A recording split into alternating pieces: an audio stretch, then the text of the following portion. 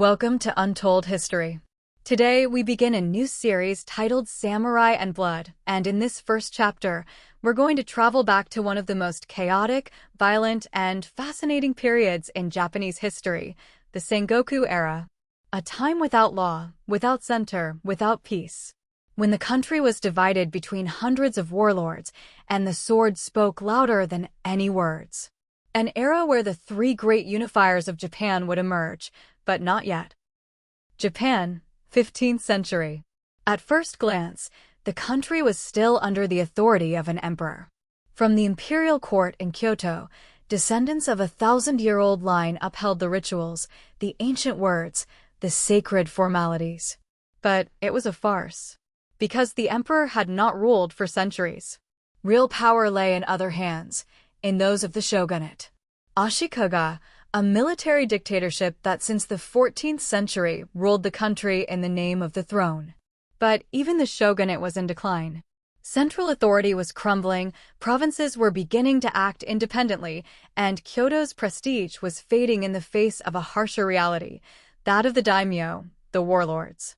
Japan, around 1467, was already a minefield. Clan tensions erupted in the Unin War, a conflict that began as a succession dispute within the shogunate and ended by turning the former imperial capital into a raging inferno. For more than 10 years, Kyoto burned. Temples were burned. Noble families were wiped out. And when the conflict finally ended, what remained was not a new order, but total chaos. Sengoku began Jidai, literally, the age of the country at war. A century and a half of constant fighting between rival clans for control of land, resources, temples, ports. Japan was fragmented into more than 200 domains, each controlled by a daimyo with his own army of samurai, conscripted peasants, mercenaries, spies, and warrior monks. And this is where Western Romanticism often fails. Because samurai weren't just warriors with elegant armor and polished katanas. They were power brokers, deeply loyal to their clans, but also capable of betrayal, conspiracy, and murder if necessary. Their code of honor, Bushido, was not yet fully codified. And while the ideal of loyalty was strong, the political reality was brutal. Many clans achieved de facto independence. The shogun, although still existing, was little more than a symbolic figure. Authority was diluted. Warfare became routine. Alliances were formed and broken in days. Castles grew like mushrooms. Families clashed not only on the battlefield, but also at banquets, weddings, and temples. And yet, amidst this chaos, Japan did not fall apart. It reinvented itself. New forms of leadership emerged. The strongest daimyo established administrative systems more efficient than those of the central government. Trade was promoted. Roads were built. Agricultural techniques were developed. The war not only destroyed, it also reorganized. In this fierce world, a new kind of leader began to emerge. No longer the noble of pure bloodline, it was the daimyo of military talent and strategic vision.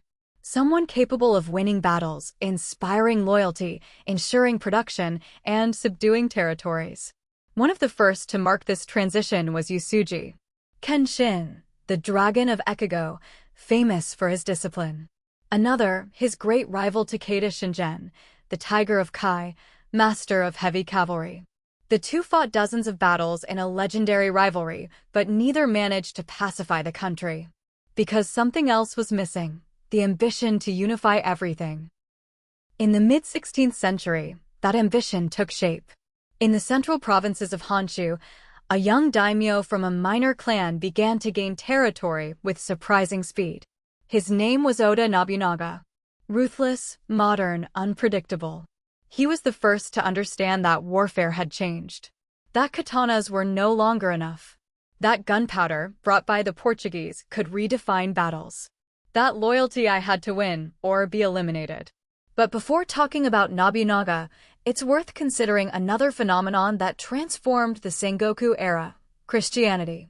In 1549, the Jesuit Francis Xavier arrived in Japan.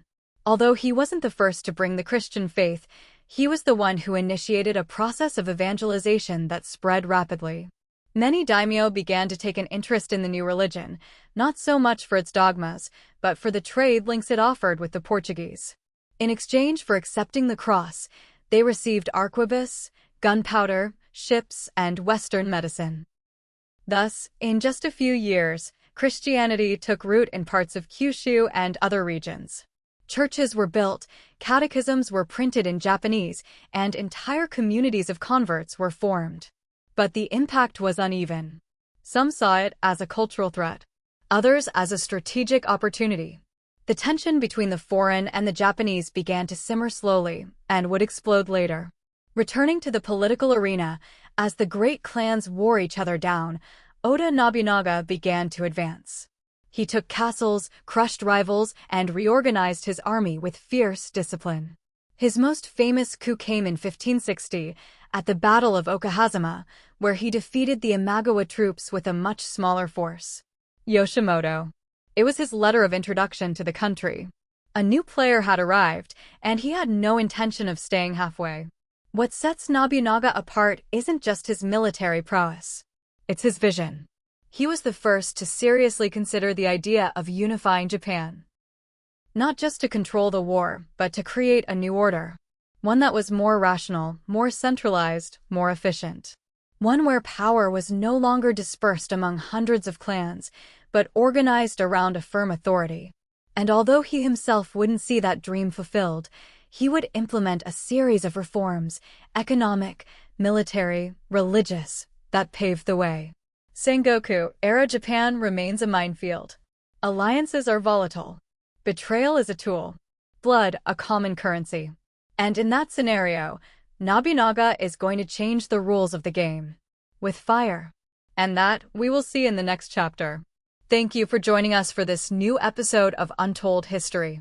If you enjoyed the content, we invite you to subscribe, leave your comments, and share it with those who love history as much as you do. We continue to reconstruct the past, one story at a time. See you next time.